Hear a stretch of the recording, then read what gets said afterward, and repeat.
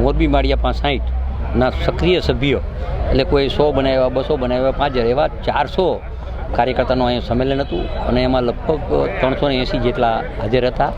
અને છેલ્લા 3 વર્ષમાં જે સંગઠને કામ કર્યું એ તાલુકા પંચાયત, જિલ્લા પંચાયત, ધારાસભા, સંસદમાં એની ટર્મ પૂરી થઈ એટલે એનું પણ સન્માન હતું. અને જે વિશ્વ હિન્દુ પરિષદ દ્વારા જે સારી જે રામયાત્રા, જે રામનવમીની યાત્રા નીકળી એમનું પણ સન્માન હતું. અને સારી રીતે કાર્યક્રમ જે થયા છે એના માટે એનું બધાનું સન્માન કર્યું.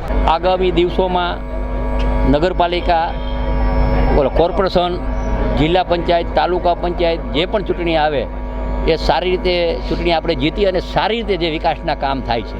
અત્યારે જે પણ ચાલુ છે એ જવાબદાર અહીંયા જે 400 જે સક્રિય સભ્ય હતા એમાં બધા હોદ્દેદારો આવી જાય, એમાં ગામનો સરપંચ આવી જાય, ધારાસભ્ય આવી જાય. આજે સક્રિય સભ્યનું સન્માન હતું.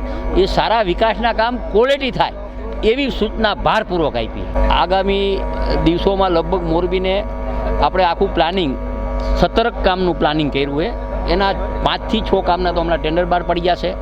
એમાં મોટા મોટા બ્રિજ છે, કેનાલ રોડ છે, ઉમિયા બ્રિજ છે, ગાર્ડન છે, પાણીની યોજના, જે પાનેલી તળાવ વર્ષોથી જે પડ્યું હતું મોરબી સ્ટેટનું, એને આખું 50 કરોડના ખર્ચે એ સમાકાંઠે એ પાણી બધું એને સમાકાંઠાને મળે અને એ પાણી વધે એ ગામને મળે.